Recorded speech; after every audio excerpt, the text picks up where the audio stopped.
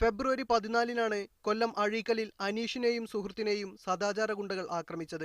വള്ളിക്കുന്ന് അമൃത മഠത്തിലെ അഡ്മിനിസ്ട്രേഷൻ ജീവനക്കാരനായ അനീഷ് സഹപ്രവർത്തകയായ സുഹൃത്തിനൊപ്പം അഴീക്കൽ ബീച്ചിലെത്തിയപ്പോഴാണ് സദാചാര ഗുണ്ടകളുടെ ആക്രമണത്തിനിരയായത്.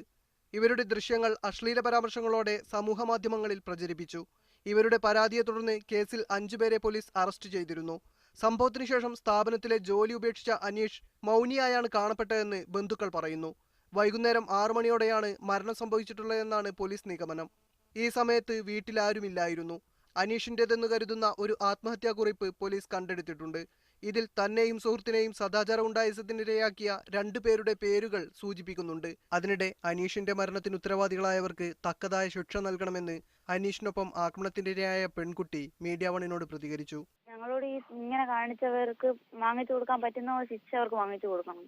അവര് കാരണം ഒരു ജീവനാ പോയത്. മൃതദേഹം ഇൻക്വസ്റ്റിന് ശേഷം തൃശൂർ മെഡിക്കൽ കോളേജിൽ പോസ്റ്റ്മോർട്ടം ചെയ്യും. മീഡിയ 1 പാലക്കാട്.